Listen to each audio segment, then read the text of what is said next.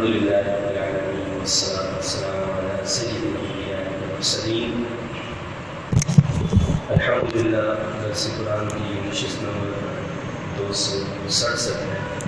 اس سے پہلے سورہ القصص کی آیت نمبر 42 تک درس دیا جا چکا ہے۔ آج انشاءاللہ تعالی سورہ القصص کی آیت نمبر 42 سے درس کا آغاز ہوگا۔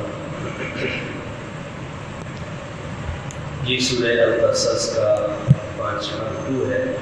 بسم اللہ الرحمن الرحیم۔ اعوذ باللہ من الشیطان الرجیم، بسم اللہ الرحمن الرحیم۔ وَلَقَدْ آتَيْنَا مُوسَى الْكِتَابَ مِنْ بَعْدِ مَا أَهْلَكْنَا الْقُرُونَ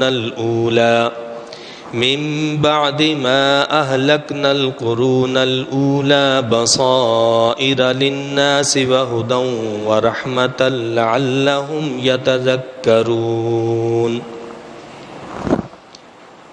اور ہم نے دی موسیٰ علیہ السلام کو کتاب، اس کے بعد کہ ہم نے ہلاک کر دیا تھا پہلی نافرمان قوموں کو۔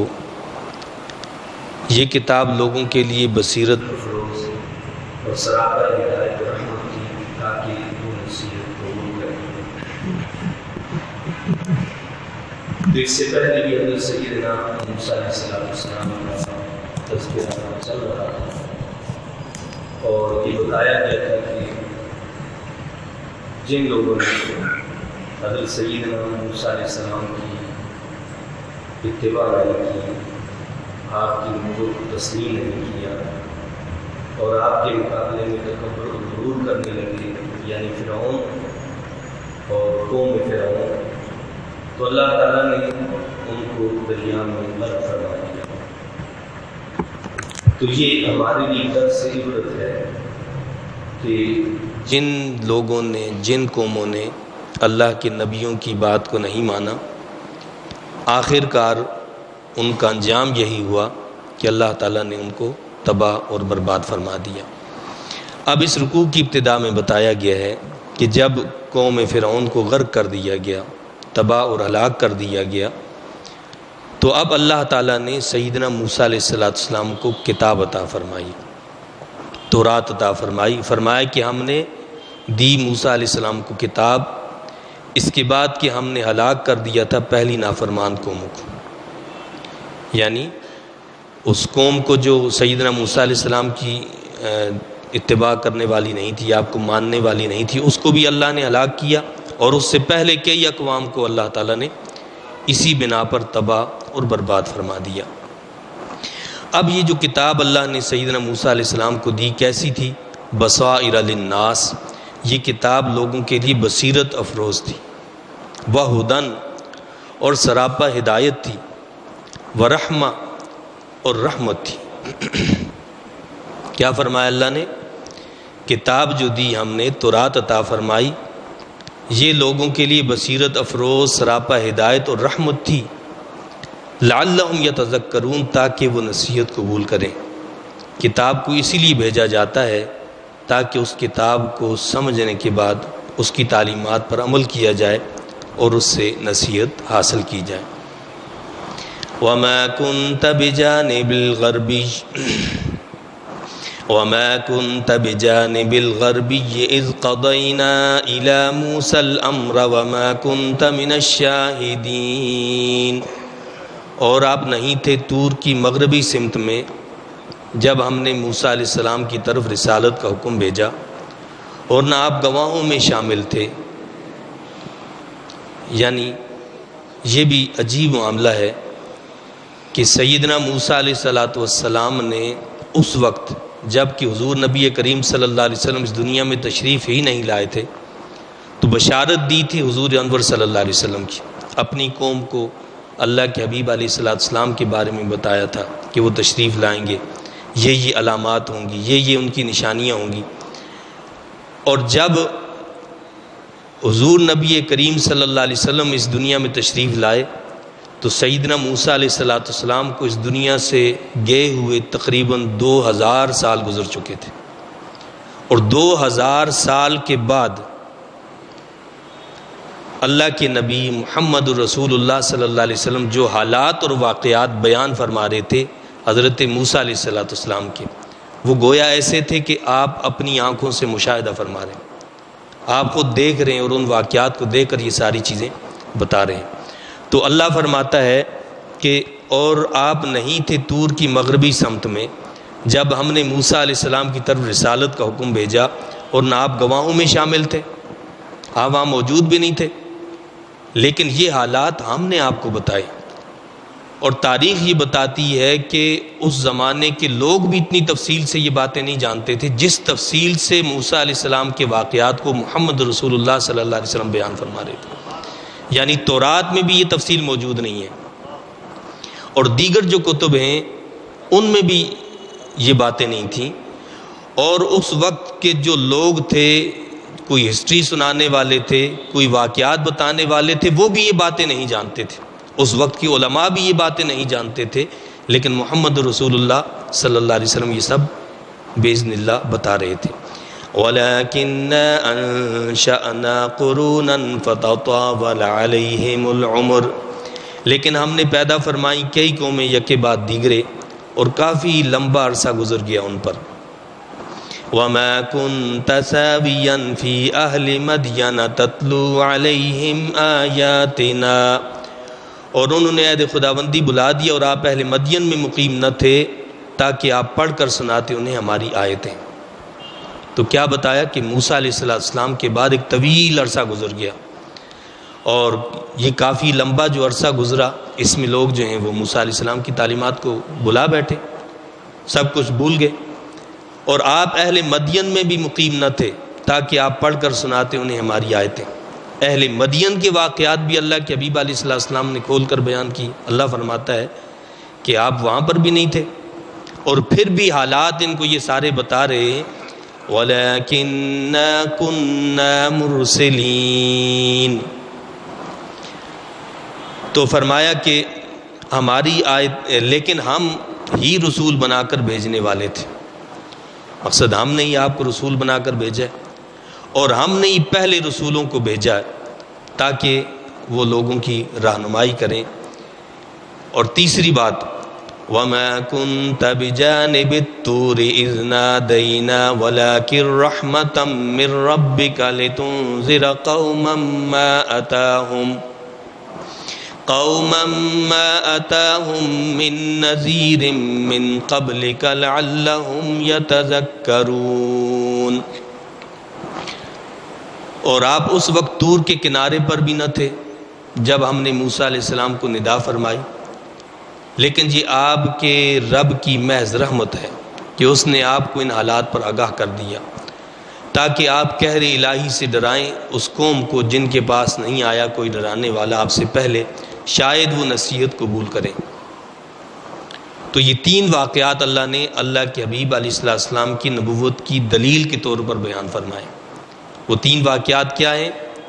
پہلی چیز کیا فرمائی کہ جب موسیٰ علیہ السلام تشریف لائے اور آپ کو اللہ تعالیٰ نے جو ہے نبوت اور رسالت تفویض فرمائی، آپ اس وقت بھی موجود نہیں تھے، اور فرعون کو اور اس کی جو قوم تھی اس کو برباد کیا، اس وقت بھی آپ موجود نہیں تھے۔ اہل مدین کے واقعات آپ نے بتائے ہیں، آپ اس وقت بھی موجود نہیں تھے۔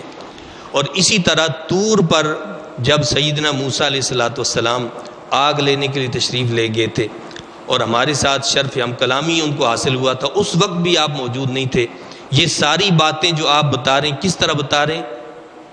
آپ نے تاریخ سے نہیں پڑھا، آپ کا کوئی استاد نہیں ہے دنیا میں، اور آپ کا لقب ہی امی ہے، یعنی جس نے دنیا کے کسی استاد سے کچھ نہ سیکھا ہو، اپنے رب سے سیکھا ہو۔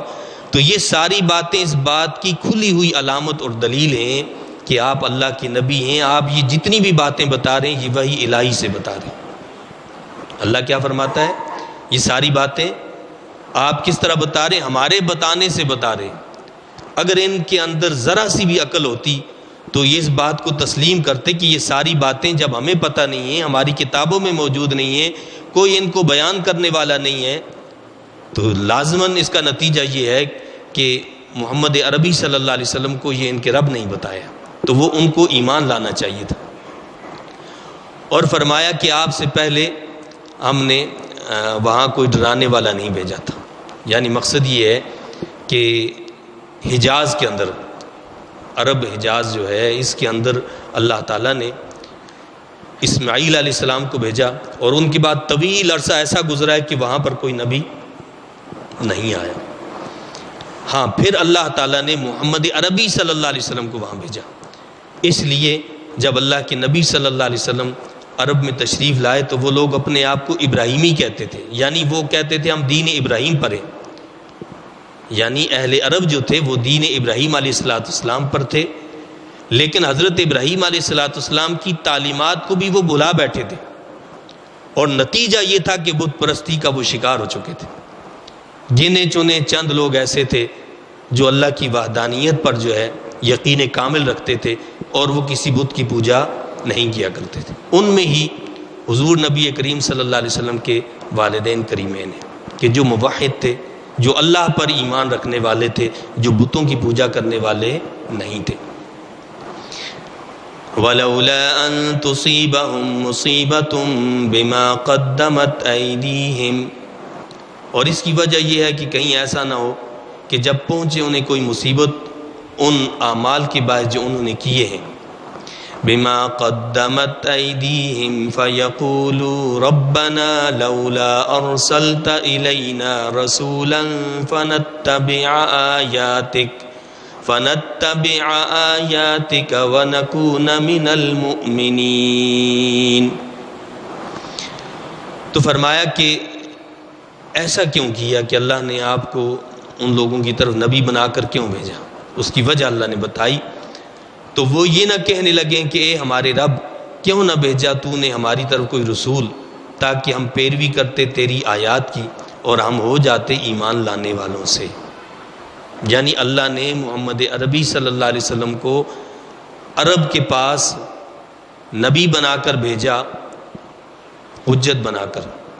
آپ صرف اہل عرب کے لیے نبی نہیں ہیں، آپ کو تو اللہ تعالیٰ نے تمام عالمین کے لیے، تمام جہانوں کے لیے نبی بنا کر بھیجا ہے، لیکن آپ کو اس خطے میں مبعوث فرمایا کہ جن کے پاس ایک طویل عرصے سے کوئی نبی نہیں آیا تھا۔ اہل عرب کے پاس اللہ تعالیٰ نے آپ صلی اللہ علیہ وسلم کو مبعوث فرمایا، تو فرمایا کہ یہ ہم نے اس لیے کیا تاکہ قیامت کے دن ایسا نہ ہو کہ یہ کہیں کہ مولا تو نے تو ہمارے پاس کوئی نبی نہیں بھیجا، اگر نبی کو بھیجا ہوتا وہ اپنی تعلیمات دیتا، تیرا پیغام پہنچاتا، ہم اس پر ایمان لاتے، اس کی تعلیمات پر عمل کرتے اور عذاب سے بچ جاتے۔ تو مقصد یہ ہے کہ نبیوں کو اللہ اسی لیے بھیجتا ہے تاکہ حجت تمام ہو جائے، کوئی یہ عذر بہانہ نہ کر سکے کہ جی مجھے پتہ نہیں تھا اور میرا یہ معاملہ تھا۔ لیکن یہ بھی ایک عجیب معاملہ رہا ہے کہ لوگ ہمیشہ سے جب نبی نہیں تھے تو وہ نبی کے منتظر رہے کہ نبی آئیں، لیکن جب نبی تشریف لائے تو انہوں نے نبی کی بات کو تسلیم نہیں کیا۔ یہ یہود بھی انتظار کر رہے تھے طویل عرصے سے، اور نشانیاں خود بتاتے تھے کہ جی یہ نشانیاں، یہ علامتیں تو رات کے اندر یہ لکھی آخری نبی صلی اللہ علیہ وسلم کی، لیکن جب اللہ کے حبیب علیہ السلام تشریف لائے تو ماننے سے انکار کر دیا، گنے چنے چند لوگوں کے علاوہ باقی سب نے انکار کر دیا۔ اور یہی حال ہر زمانے میں ہوا کرتا ہے، لوگ جو ہوتے ہیں وہ منتظر رہتے ہیں کسی اللہ والے کے، لیکن جب کوئی اللہ والا آ جائے اور وہ ہدایت دینا چاہتا ہو تو لوگ اس سے کترانے لگتے ہیں، دور بھاگنے لگتے ہیں۔ لوگ چاہتے ہیں کہ ہم اپنی خواہشات کی بھی پیروی کریں، یعنی شیطان سے بھی گٹھ جوڑ رکھیں اور رحمان سے بھی ہمارا تعلق قائم ہو، تو یہ کیسے ممکن ہو سکتا ہے؟ بھائی جو رحمان کا بندہ بنتا ہے تو وہ تو رحمان کا ہو کر رہتا ہے، وہ اس کی تعلیمات پر عمل کرتا ہے، وہ شیطان کی اتباع اور پیروی پھر نہیں کیا کرتا۔ تو کیا فرمایا اللہ نے کہ ہم نے اس لیے بھیجے تاکہ یہ عذر پیش نہ کر سکیں کہ اگر تو نے کوئی رسول بھیجا ہوتا تو ہم پیروی کرتے تیری آیات کی اور ہم ہو جاتے ایمان لانے والوں سے۔ فَلَمَّا جَاءَهُمُ الْحَقُّ مِنْ عِنْدِنَا قَالُوا لَوْلَا أُوتِيَ مِثْلَ مَا أُوتِيَ مُوسَى۔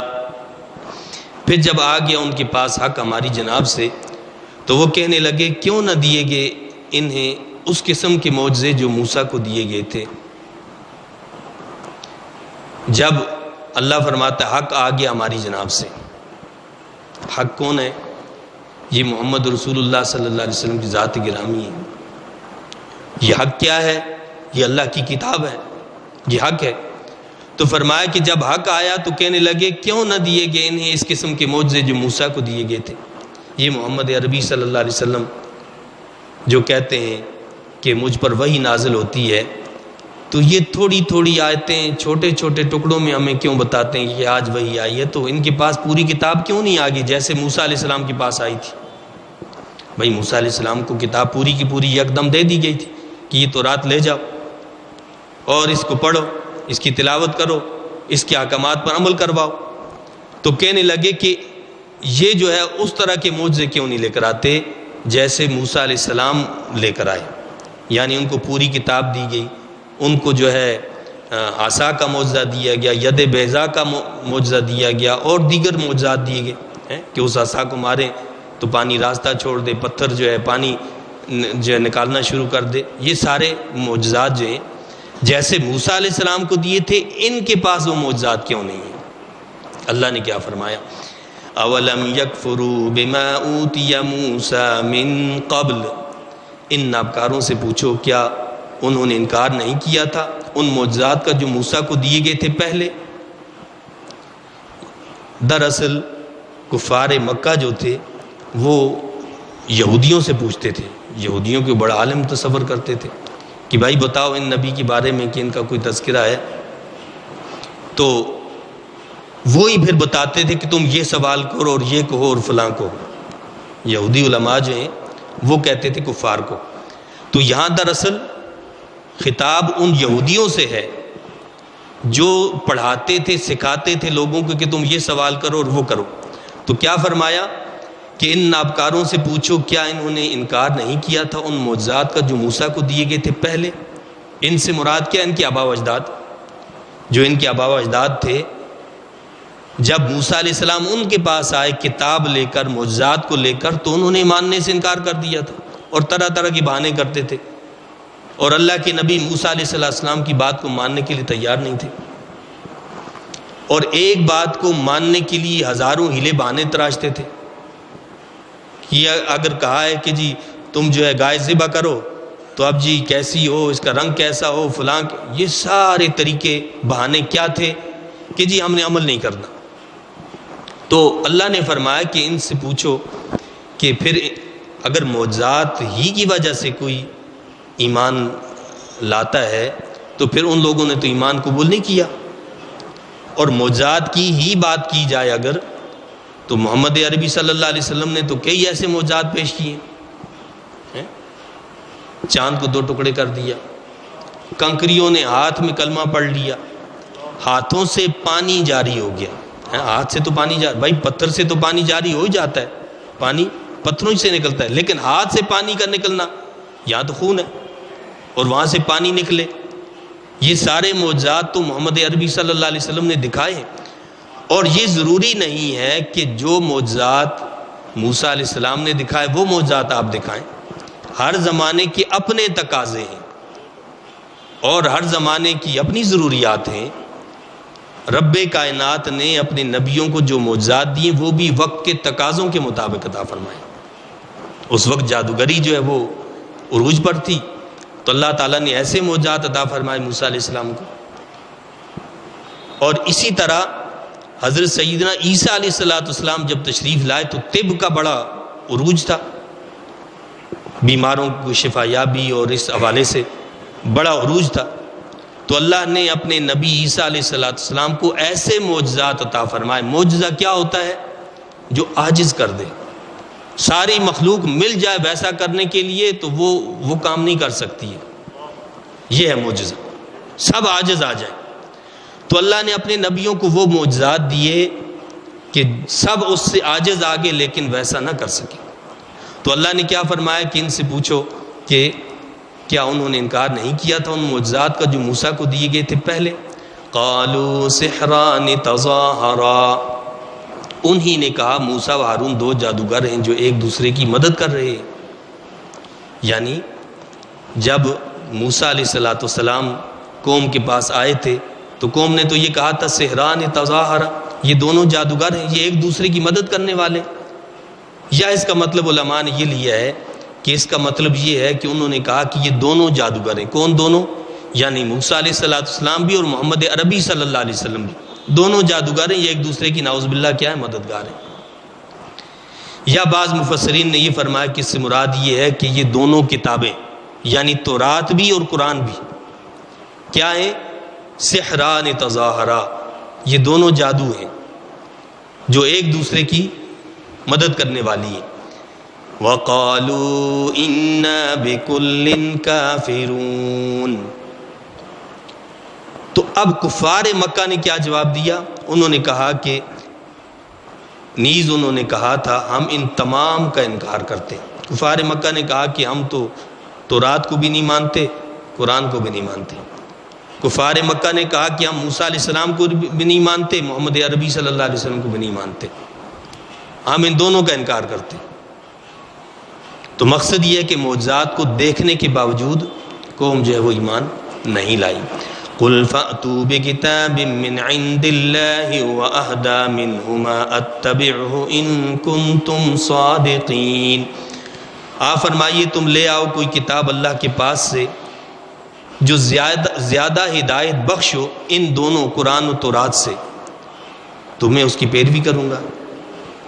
اللہ نے فرمایا آپ ان سے فرما نہیں کہ اگر تم یہ کہتے ہو کہ یہ کتاب اللہ کی طرف سے نہیں ہے تو چلو ٹھیک ہے، تم کوئی ایسی کتاب لے آؤ جو اللہ کے پاس سے ہو، وہ زیادہ ہدایت بخش ہو، تو میں بھی اس کی پیروی کروں گا، تم بھی اس کی پیروی کرو۔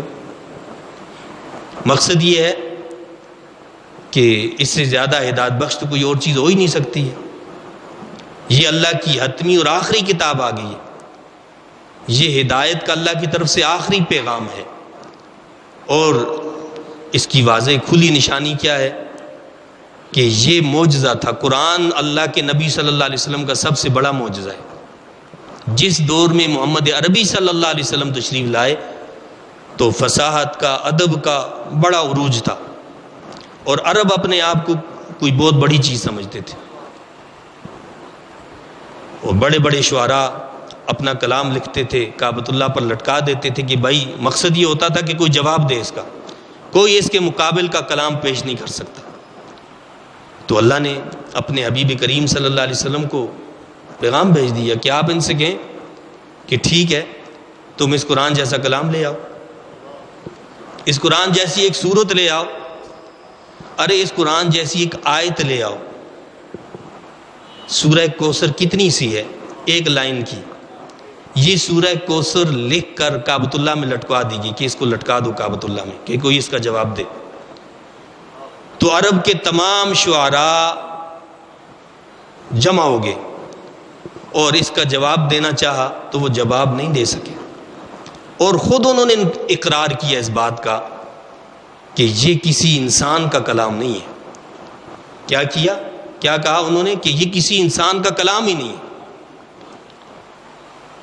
تو مقصد کہنے کا یہ ہے کہ اللہ نے اپنے حبیب علیہ السلام کو جو معجزہ دیا ہے تو اس وقت کا جو تقاضا تھا اس کے مطابق معجزہ عطا فرمایا۔ تو فرمایا کہ اگر اس سے بھی زیادہ کوئی ہدایت بخش کتاب ہو تو لے آؤ تم اللہ کے پاس سے، اس کی پیروی کروں گا میں۔ فَإِن لَّمْ يَسْتَجِيبُوا لَكَ فَاعْلَمْ أَنَّمَا يَتَّبِعُونَ أَهْوَاءَهُمْ۔ اگر تم سچے ہو تو تم لے آؤ، پس اگر وہ قبول نہ کریں، فَإِن لَّمْ يَسْتَجِيبُوا لَكَ، اللہ فرماتا ہے پس اگر وہ قبول نہ کریں آپ کے اس ارشاد کو، تو جان لو کہ وہ صرف اپنی نفسانی خواہشوں کی پیروی کر رہے ہیں۔ یعنی یہ تو یقینی بات ہے کہ اس سے زیادہ ہدایت یافتہ کوئی کتاب ہو ہی نہیں سکتی ہے۔ چلو ان کو یہ کہہ دیا کہ تم اگر سمجھتے ہو کہ اس سے زیادہ ہدایت دینے والی کوئی کتاب ہے تو لے آؤ، اگر تم سچے ہو تو میں بھی اس کی پیروی کروں گا۔ اللہ کیا فرماتا ہے؟ پس اگر وہ قبول نہ کریں آپ کے اس ارشاد کو تو جان دو کہ وہ صرف اپنی نفسانی خواہشوں کی پیروی کر رہے ہیں۔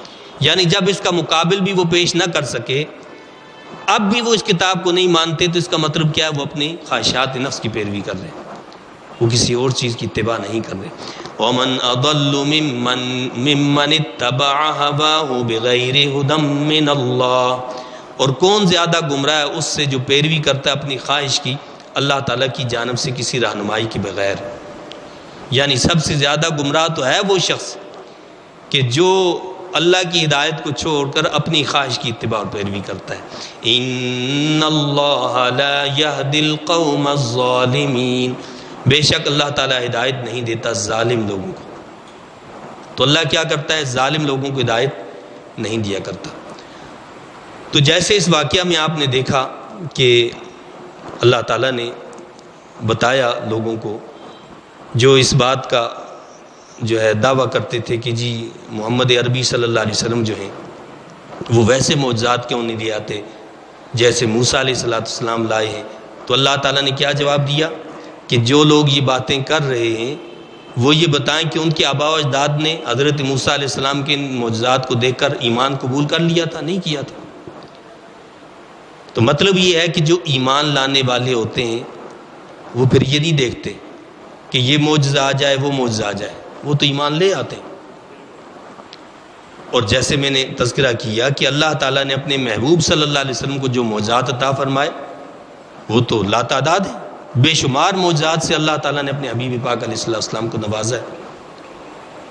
تو جنہوں نے ایمان نہیں لانا تھا وہ معجزات کو دیکھ کر بھی ایمان نہیں لائے، اور جنہوں نے ایمان لانا تھا وہ بغیر معجزات کو دیکھے دائرہ اسلام میں داخل ہو گئے. حضرت سیدنا صدیق اکبر رضی اللہ تعالیٰ عنہ کے سامنے اللہ کے نبی صلی اللہ علیہ وسلم نے جب ایمان کی دعوت پیش کی تو آپ نے بلا حیل و حجت فوراً قبول کر لیا. اور پھر جب اللہ کے محبوب صلی اللہ علیہ وسلم نے واقعہ معراج کا ذکر کیا، یہ رجب کا مہینہ ہے، اسی مہینے میں اللہ تعالیٰ نے اپنے محبوب کریم صلی اللہ علیہ وسلم کو معراج کا معجزہ عطا فرمایا. تو محمد عربی صلی اللہ علیہ وسلم کو جب اللہ نے یہ معجزہ عطا فرمایا اور محمد عربی صلی اللہ علیہ وسلم جب واپس تشریف لا رہے تھے تو جبرائیل امین علیہ السلام سے یہی فرما رہے تھے کہ میں اگر یہ بات لوگوں کو بتاؤں گا وہ تو انکار کر دیں گے. تو جبرائیل امین علیہ السلام نے کیا فرمایا کہ آپ ابو بکر سے یہ کہیں گے تو وہ اس کی تصدیق کریں گے. چنانچہ جب اللہ کے نبی صلی اللہ علیہ وسلم نے آ کر لوگوں کے سامنے یہ بتایا کہ رات کے مختصر سے حصے میں مسجد حرام سے مسجد اقصیٰ گیا اور مسجد اقصیٰ سے آسمانوں پر، آسمانوں سے سدرۃ المنتہا تک اور پھر لامکان تک میں گیا، تو لوگوں نے انکار کر دیا. اور ابو جہل اور اس جیسے لوگ بڑے خوش ہوئے، کہنے لگے کہ آج ہم صدیق کو بتاتے ہیں، ابو بکر کو بتاتے ہیں کہ دیکھو تمہارا دوست جو ہے وہ ایسی باتیں کرتا ہے. وہ خوشی خوشی گیا اور کہا کہ یہ بتاؤ کوئی شخص ایسا کہتا اور ایسا کہتا کہ میں رات کے تھوڑے سے حصے میں ایسا میں نے کر لیا تو تم مان لو گے؟ آپ نے فرمایا کہ کیسے مان لوں گا؟ تو کہا کہ تمہارے دوست یہی کہہ رہے ہیں. فرمایا کہ اگر میرے دوست میرے حبیب صلی اللہ علیہ وسلم یہ فرما رہے تو وہ سچ فرما رہے. آپ نے رسول اللہ صلی اللہ علیہ وسلم کی زبان اقدس سے سنا ہی نہیں ہے، لیکن دشمن کی زبان سے سنا ہے صرف. اور دشمن نے یہ کہا کہ تمہارے ساتھی تمہارے دوست ایسی باتیں کر رہے ہیں، تو انہوں نے کیا فرمایا کہ میں اس کی تصدیق کرتا ہوں، میں اس سے اگلی چیز کی تصدیق کرتا ہوں. جب میں نے ان کی اس بات کی تصدیق کر لی کہ ہم نے تو اللہ کو نہیں دیکھا ہے، تو انہوں نے کہا کہ اللہ ہے، تو ہم نے بن دیکھے ان کی بات پر اس بات کی تصدیق کی کہ اللہ ہے، تو یہ کون سی بڑی بات ہے؟ تو میں اس کی تصدیق کرتا ہوں. اسی پر آپ کو صدیق کا لقب دیا گیا. یہ واقعہ معراج جو ہے قرآن میں بھی آیا ہے، یعنی سورہ بنی اسرائیل کے اندر بالکل ابتدا میں اللہ نے فرمایا سبحان الذی اسریٰ بعبدہ لیلا من المسجد الحرام الی المسجد الاقصیٰ. تو یہ مسجد حرام سے مسجد اقصیٰ تک کا واضح تذکرہ تو قرآن میں موجود ہے. علماء یہ کہتے ہیں کہ جو اس کا انکار کرتا ہے وہ تو کھلا کھلا کافر ہے، وہ دائرہ اسلام سے خارج ہو جاتا ہے. اور آپ کی جو معراج کا ذکر ہے وہ پھر سورہ نجم ہے اور پھر احادیث مبارکہ ہیں جس سے یہ ثابت ہوتا ہے کہ آپ مسجد اقصیٰ سے پھر آسمانوں پر اور پھر لامکان تک اور جہاں تک رب کائنات نے چاہا وہاں تک تشریف لے گئے. تو وہ ساری باتیں یعنی سورہ نجم میں اور احادیث صحیحہ سے ثابت ہیں 30 صحابہ کرام 30 صحابہ کرام ایسے ہیں کہ جنہوں نے واقعہ معراج کو بیان کیا ہے. 30 صحابہ کرام نے، ایک نے دو نے نہیں، 30 صحابہ کرام نے واقعہ معراج کو بیان فرمایا کہ اللہ کے نبی صلی اللہ علیہ وسلم جو ہے وہ معراج پر تشریف لے گئے. اب یہ جو اللہ تعالیٰ نے اپنے محبوب صلی اللہ علیہ وسلم کو معراج کا معجزہ عطا کیا، یہ معراج کا معجزہ کیسا تھا؟ یہ چونکہ محمد عربی صلی اللہ علیہ وسلم ایک خاص وقت، خاص زمانے، خاص قوم کے لیے نبی بن کر تشریف نہیں لائے. آپ تو تمام زمانوں کے لیے، تمام اقوام کے لیے، تمام جو وطن ہیں ان کے لیے نبی بن کر تشریف لائے تھے. تو قیامت تک کے لیے اب آپ ہی نبی ہیں. اس لیے اللہ نے آپ کو معراج کا معجزہ عطا فرمایا. آج سائنس کتنی ترقی کر جائے یا ہمارے بعد کتنی ترقی کر جائے، لیکن وہ کچھ نہیں کر سکتی جو واقعہ معراج میں اللہ نے اپنے محبوب صلی اللہ علیہ وسلم کو عطا فرمایا. آسمانوں پر جانا، آسمانوں سے بھی اوپر چلے جانا، سدرۃ المنتہا پر پہنچ جانا اور سدرۃ المنتہا سے بھی آگے چلے جانا، یہ ان کو حاصل نہیں ہو سکتا. ابھی تک چاند تک گئے ہیں، اور اس کا بھی حال یہ ہے کہ کچھ سائنسدان تو کہتے ہیں کہ جی ہاں ٹھیک ہے، یہ بالکل صحیح ہے کہ چاند پر گئے ہیں، اور کچھ نے کہا کہ جی ٹھیک ہے ہم بھی اس میں شامل تھے. لیکن کچھ ایسے سائنسدان بھی جو آج بھی اس بات کا انکار کرتے ہیں کہ یہ جھوٹ ہے کہ چاند پر پہنچے ہی نہیں ہیں. یہ ہم اپنی بات نہیں کر رہے، یہ سائنسدانوں کی بات کر رہے ہیں کہ ان میں ایسے سائنسدان بھی ہیں جو انکار کرتے ہیں، وہ کہتے ہیں کہ چاند پر یہ پہنچے ہی نہیں ہیں. تو اللہ تعالیٰ نے اپنے محبوب صلی اللہ علیہ وسلم کو جو معجزہ عطا فرمایا، آپ اندازہ کریں نا کہ یہ کوئی چھوٹا موٹا سفر تو نہیں ہے، اتنا طویل سفر. اور حدیث شریف میں کیا آتا ہے کہ اللہ کے حبیب علیہ الصلوۃ والسلام اپنے بستر مبارک سے نکلے اور دروازے سے باہر آئے، اور یہ ساری سیر ہوئی، واپس تشریف لائے، بستر اسی طرح گرم تھا، دروازے کی کنڈی جو تھی وہ ابھی ہل رہی تھی اسی طرح. اللہ تعالیٰ نے سارے زمانے کو گویا اپنی جگہ پر کھڑا کر دیا. یہ گھڑی کا سیل جب ہم نے گویا نکال دیں تو جہاں سوئی کھڑی ہے وہیں کی وہیں کھڑی ہو جائے گی، اور اس سیل کو دوبارہ ڈال دیں تو جہاں سوئی ہوگی وہاں سے چلنا شروع کر دے گی. تو گویا محبوب خدا صلی اللہ علیہ وسلم، محمد عربی صلی اللہ علیہ وسلم اس کائنات کی جان ہے، اس کائنات کی جان ہے. جب آپ کو اللہ نے معراج پر بلایا تو گویا اس کائنات کی جان نکل گئی، کائنات اپنی جگہ پر رک گئی.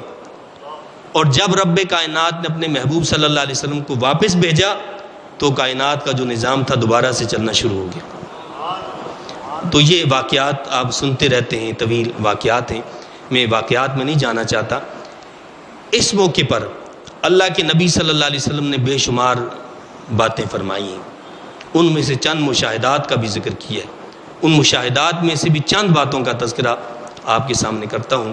آپ نے جو مشاہدات کیے، جو کچھ آپ نے دیکھا، اس میں ایک چیز کیا ہے، اللہ کے نبی صلی اللہ علیہ وسلم ایک ایسی قوم پر سے گزرے جن کی زبانوں اور ہونٹوں کو کاٹا جا رہا تھا، لوہے کی کینچیوں سے کاٹا جا رہا تھا.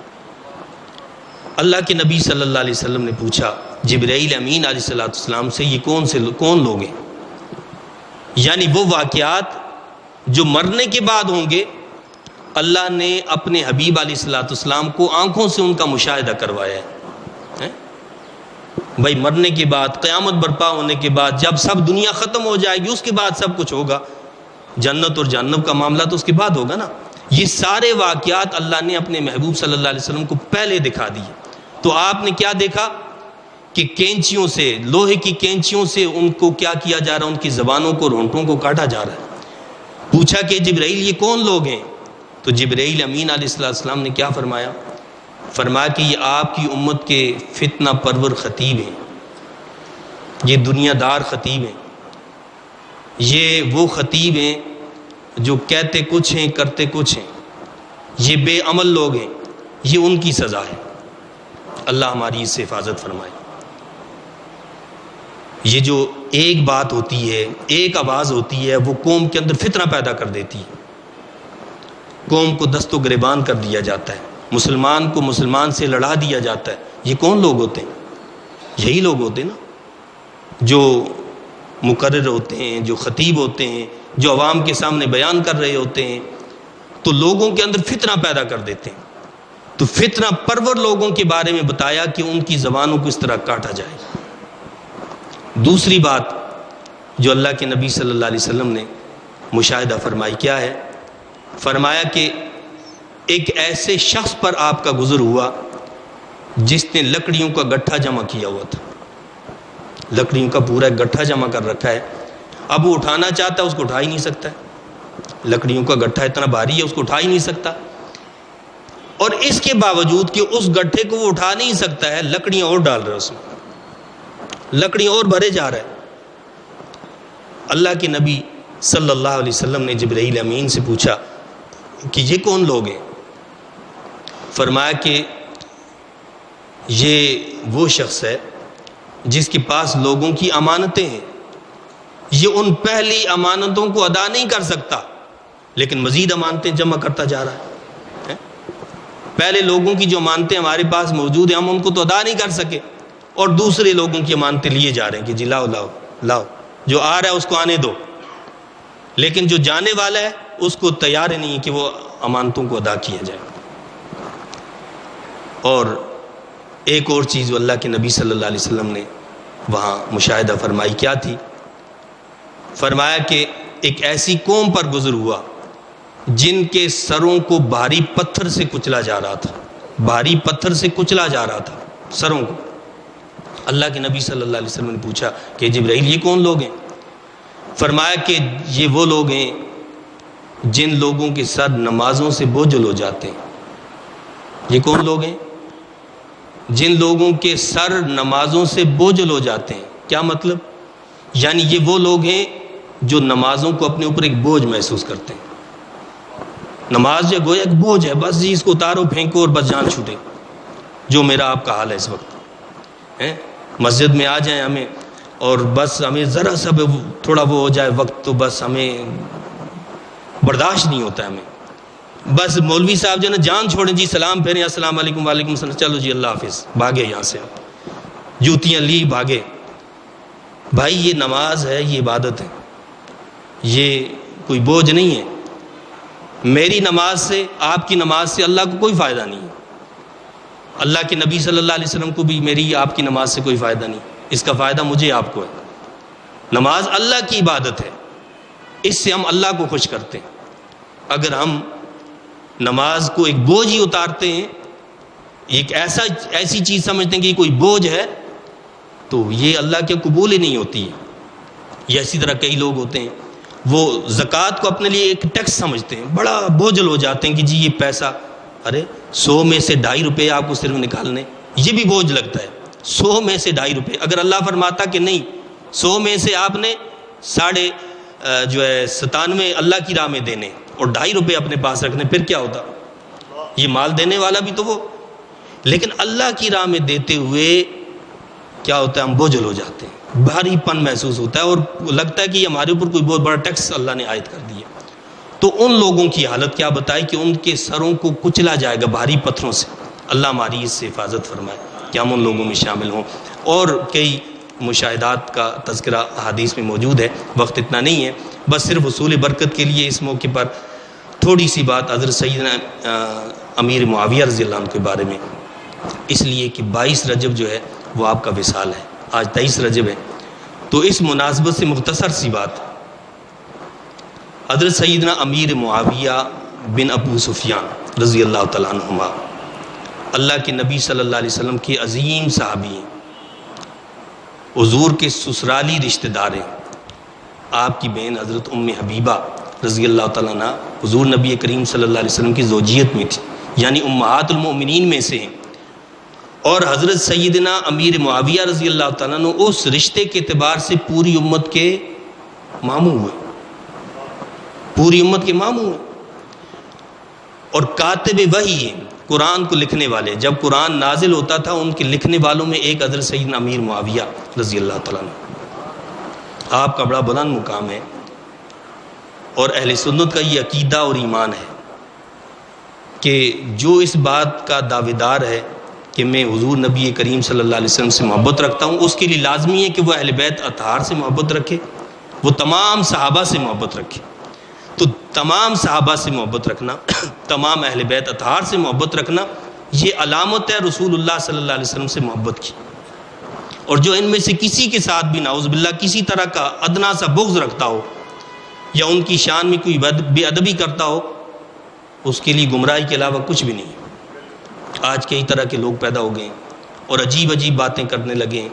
کئی اہل سنت میں لوگ ایسے پیدا ہو گئے ہیں رافضی ٹائپ کے، جو صحابہ کرام کے شان میں جو ہے نازیبہ کلمات، خصوصاً سیدنا امیر معاویہ رضی اللہ تعالیٰ عنہ کے بارے میں۔ بھائی حضرت سیدنا امیر معاویہ رضی اللہ عنہ کون ہیں؟ جن سے صلح کی حضرت امام حسن رضی اللہ تعالیٰ عنہ۔ جس معاویہ سے حسن نے صلح کی ہو، امام حسن رضی اللہ تعالیٰ نے صلح کی ہو، آپ اس سے جنگ کر سکتے ہیں؟ اس کا مطلب یہ ہے کہ حضرت امام حسن رضی اللہ عنہ کو آپ برا کہہ رہے ہیں۔ اور جس یزید سے جنگ کی حضرت سیدنا امام حسین رضی اللہ تعالیٰ عنہ نے، کیا ہم اس سے جنگ نہیں کریں گے؟ ہم اس سے جنگ کریں گے۔ اب یزید کی وجہ سے اگر آپ حضرت سیدنا امیر معاویہ رضی اللہ عنہ کو برا کہیں تو مجھے ایک سوال کا جواب دیں کہ حضرت سیدنا نوح علیہ السلام اللہ کے نبی اور آپ کا بیٹا کافر، آپ پر ایمان نہیں لایا، تو کیا اگر بیٹا کافر تھا تو اس کی وجہ سے حضرت نوح علیہ السلام کو برا بھلا کہا جائے گا؟ حضرت لوط علیہ السلام کی بیوی کافرہ، تو کیا ان کی بیوی کی وجہ سے حضرت لوط علیہ السلام کو برا بھلا کہا جائے گا؟ تو یہ کون سی بات ہے کہ یزید کی غلطیوں کی وجہ سے حضرت سیدنا امیر معاویہ رضی اللہ تعالیٰ کو نعوذ باللہ برا بھلا کہا جائے؟ وہ عظیم صحابی، ہاں انہوں نے اپنا خلیفہ، اپنے پیچھے اپنا نائب یزید کو بنایا۔ اب یہ یزید کی غلطیاں اپنی جگہ پر ہیں، وہ گمراہ ہوا، وہ فاسق و فاجر ہوا، اس نے جو غلطیاں کی وہ اس کے پلڑے میں، لیکن اس کی وجہ سے سیدنا امیر معاویہ رضی اللہ تعالیٰ کو برا کہنا یہ اپنے ایمان کو خطرے میں ڈالنا ہے۔ اللہ کے نبی صلی اللہ علیہ وسلم نے کئی مواقع پر حضرت سیدنا امیر معاویہ رضی اللہ عنہ کے لیے دعا فرمائی، فرمائے اے اللہ تو ان کو ہدایت دے، ہدایت یافتہ بنا اور ان کے ذریعے لوگوں کو ہدایت دے۔ ترمذی شریف کی حدیث ہے۔ اللہ کے نبی ان کے لیے دعا فرما رہے ہیں، اور جبرائیل امین علیہ السلام ایک موقع پر اللہ کے حبیب علیہ السلام کے پاس آئے، اے محمد صلی اللہ علیہ وسلم، عرض کرنے لگے جبرائیل امین اے محمد صلی اللہ علیہ وسلم معاویہ سے خیر خواہی کریں کیونکہ وہ اللہ کی کتاب پر امین ہے اور وہ کیا ہی اچھے امین ہیں۔